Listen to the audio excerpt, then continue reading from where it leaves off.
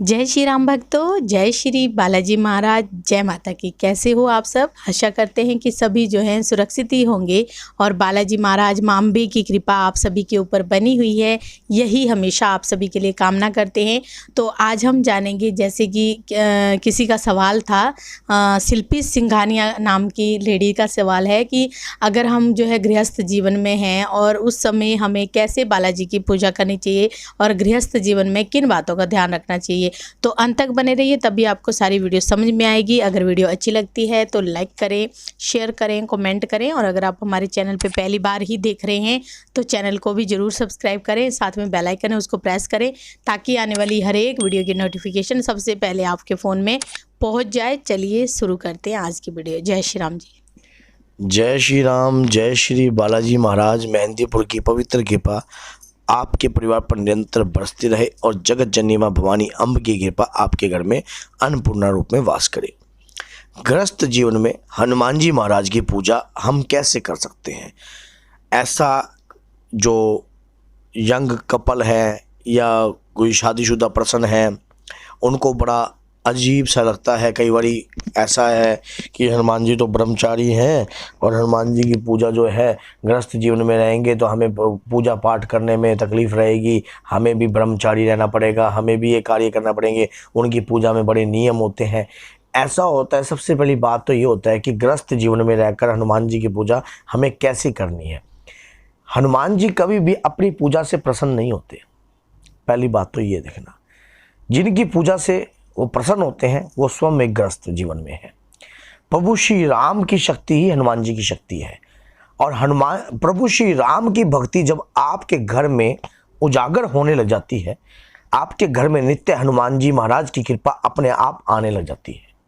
जब आपको पता था कि माता सीता का पता लगाना था, जामवंत जी ने उनका बल याद दिलाया, श्राप मुक्त से सारी कहानियां बताई, तब भी हनुमान जी को उनका बल याद नहीं आया।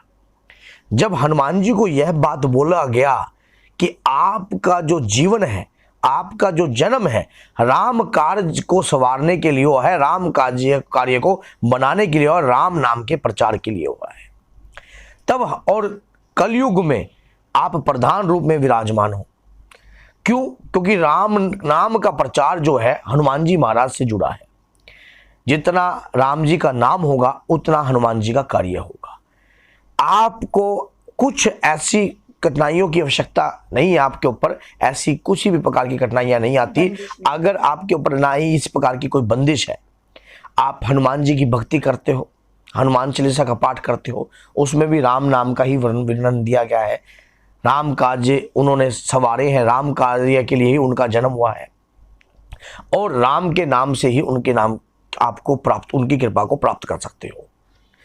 आप अगर कोई व्यक्ति हनुमान जी की कृपा प्राप्त करता है, हनुमान जी की कृपा प्राप्त करने के बाद उसको एक नियम जरूर होते हैं कि जब एक औरत राजसवल्य होती है तब हनुमान जी की मूर्ति को वो स्पर्श नहीं कर सकती। लेकिन हनुमान जी ने किसी भी औरत को ये बंदिश में नहीं डाला या किसी भी स्त्री पुरुष को ये बंदिश में डाला कि मेरे गृहस्थ जीवन में रहकर मेरी पूजा नहीं करनी चाहिए। ये इन्हीं देव की पूजा करने से आपका गृहस्थ जीवन सुखमय रहता है, क्योंकि ये देव ऐसे हैं, न्यायाधीश है। आपके घर के अंदर अत्याचार नहीं होने देते, आपके परिवार के ऊपर किसी भी प्रकार की अबदल शक्तियों का प्रभाव नहीं होने देते, आपके पितरों को भी सद्मार्ग का रास्ता दिखाते हैं, आपके पितरों को भी सदगति का रास्ता प्रदान करवाते हैं। आपके घर में कोई अकाल मृत्यु होती है तो हनुमान जी की कृपा के माध्यम से ही वो आत्मा पवित्र होती है। हनुमान जी की कृपा की मात्रा से ही वो आत्मा सदगति को प्राप्त करती है और भक्ति भाव की लहर को स्वीकार करती है। हनुमान जी न्यायाधीश है, कलयुग में जागृत देवता है, प्रधान रूप में विराजमान है और शीघ्र छोटी से छोटी पूजा से भी जल्दी प्रसन्न होने वाले देवता है। प्रसन्न होने का मतलब ये नहीं होता कि वो शक्ति आपके सामने आकर प्रकट हो जाएगी। वो शक्ति आपके घर में किसी न किसी के रूप में कार्य करने लग जाती है। वहां जहां राम जी का नाम चलने लग जाता है, जहां पर प्रभु की कृपा होने लग जाती है, जिस घर के अंदर हनुमान जी का नाम लिया जाता है वहां पर राम जी की कृपा होती है, और जहां पर राम जी का नाम लिया जाता है, माता सीता का नाम लिया जाता है, वहां पर हनुमान जी की कृपा होती है। आपकी भक्ति अपने आप ही स्वीकार होने लग जाती है, क्योंकि वो नित्य तो प्रभु श्री राम की भक्ति में ही लीन रहते हैं। अधिकतर समय उनका नाम जो नाम जपने में ही लगा रहता है। वो भी स्वयं आज भी कलयुग में भक्ति रूपेण है। जिसके घर के अंदर राम जी का नाम लिया जाएगा, वहां हनुमान जी की कृपा ऑटोमेटिकली आ जाएगी, अपने आप ही आएगी, आपको बुलाने की आवश्यकता नहीं पड़ेगी। मैंने अक्सर पिछली वीडियो में भी इस बात को बहुत ज़्यादा आपको बताया है कि जिस घर के अंदर राम जी का नाम लिया जाता है, जिस घर के अंदर राम जी की पूजा होती है, वहां हनुमान जी का कार्य हो जाता है। इनकी पूजा का मैं वो ढंग नहीं सिखाऊंगा कि आपको कि जल का लोटा लीजिए, पुष्प लीजिए, ये लीजिए, वो आपकी श्रद्धा है। अब मान लो कोई किसी भक्त की श्रद्धा है कि मैं डेली अपना हनुमान जी की मैं डेली माला बदलूं, तो उसको कोई रोका नहीं जा सकता। आप हनुमान जी को गुलाब के फूल की माला डेली बदल सकते हो, डेली चढ़ा भी सकते हो, आपका समर्थ के ऊपर बात है। आप हनुमान जी के लंगोट भी अर्पण कर सकते हो। जो लेडीज है अपने पति के माध्यम से लंगोट चढ़वा सकती है, अपने लड़के के माध्यम से लंगोट चढ़वा सकती है, कोई बंदिश नहीं है। फिर भी हनुमान जी उनकी पूजा को स्वीकार करेंगे। हनुमान जी ने स्वयं किसी भी ग्रंथ में यह नहीं लिखा कि लेडीज मेरी पूजा ना करें। गृहस्थ जीवन में रहकर यह जरूर होता है कि मंगल और शनि, अगर आप हनुमान जी की नित्य नाम पूजा करते हो तो मंगल और शनि ब्रह्मचारी का पालन आपके ऊपर हनुमान जी ने थोपा नहीं है, दबाव नहीं डाला, वो आपकी श्रद्धा के ऊपर बात है। श्रद्धा सुमन केसरी नंदन, क्योंकि श्रद्धा आपकी होगी, विश्वास आपका होगा। अब उस श्रद्धा में गूढ़ रहस्य डालना आपके ऊपर डिपेंड है। अब जिस प्रकार से आपने देखा कि प्रहलाद जब हिरण्यकश्यप कहा था कि इस खंबे में भी भगवान है, तो नरसिंह अवतार लेकर भगवान विष्णु प्रकट हुए, क्योंकि उसका विश्वास था।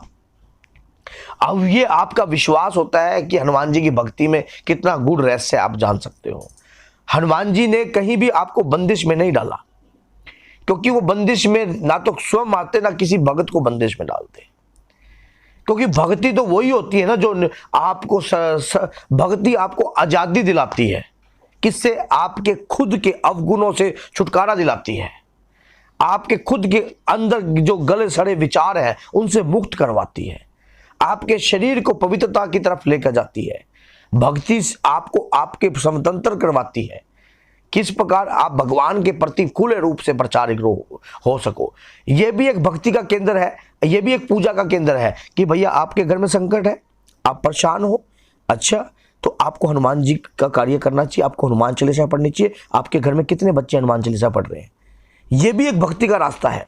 यह भक्ति का रास्ता नहीं है कि आप अकेले अकेले राम नाम का आप जाप कर रहे हो, अकेला वही भक्ति हो गई। अगर भगवान ने आपको वाणी दी है और वाणी के माध्यम से आप हनुमान जी के नाम का प्रचार कर रहे हो या प्रभु श्री राम का नाम का प्रचार कर रहे हो, यह भी एक भक्ति का रूप है, यह भी एक पूजा का रूप है। इस पूजा को भी आप बहुमूल्य बना सकते हो। हनुमान जी की पूजा यही अभी जो मैंने आपको बताई है कि हमारा जो टाइटल था, उस टाइटल से आप ये देखो कि हनुमान जी की पूजा गृहस्थ जीवन में, मैं कहता हूँ कि गृहस्थ जीवन में रहकर जो पूजा की जा सकती है ऐसी कोई पूजा ही नहीं है। गृहस्थ जीवन में रहकर सबसे ज्यादा पूजा स्वीकार होती है, क्योंकि गृहस्थ एक तो गृहस्थ की स्ट्रेस लेकर चलना, एक अपनी भक्ति को भी बढ़ाकर चलना, दोनों काम। अब जो मान लो जैसा कि किसी ने कहा था कि मैंने गृहस्थ जीवन को त्याग दिया, उसने तो पीछे देखना ही बंद कर दिया, एक इधर की भी सोचकर और इधर की भी सोचकर, क्योंकि मुझे दोनों को ही अपनाना है, मुझे दोनों को भी, और उसको अपनी जिम्मेदारियों को पूर्ण रूप से निभाकर और उस शक्ति को प्राप्त करना, यह रास्ता सबसे ज्यादा कठिन है और जल्दी स्वीकार करने वाला रास्ता भी यही है। हनुमान जी की पूजा आपको बांधती नहीं है, आपको स्वतंत्र करती है, आजाद करती है। आप हनुमान जी की शरण में रहोगे तो आप किसी भूत प्रेत जिन्न मतलब जिस भी प्रकार की अभद्र शक्तियों की जो आत्माएं होती हैं उनसे आप मुक्त रहोगे। ना उनके ग्रस्त में आते हो आप, ना उनके रास्ते में आते हो, आपसे वो कोसों दूर भागती हैं। क्यों? क्योंकि संकट कटे मिटे सब वीरा, जो सुमरे हनुमत वीरा। संकट ते हनुमान चुनावे, मन कर्म वचन ध्यान झुलावे। जो सच्चे मन से, मन और कर्म और वचन से हनुमान जी का हो जाता है तो हनुमान जी की अपरंपार कृपा उसके ऊपर हमेशा चलने लग जाती है। हनुमान जी की पूजा गृहस्थ जीवन में रहकर अपने आप लाल आसन लीजिए, ये लीजिए, ये चीज़ें तो बहुत जगह आपको बता रखी होंगी। हनुमान जी जो प्रसन्न होते हैं वो अंतर की भक्ति से प्रसन्न होते हैं। शीघ्र जल्दी प्रसन्न होने वाले देवता हैं। भगवान राम के नाम लेने मात्र से ही हनुमान जी की कृपा आपके ऊपर चलने लग जाती है, क्योंकि उनको वरदान प्राप्त है।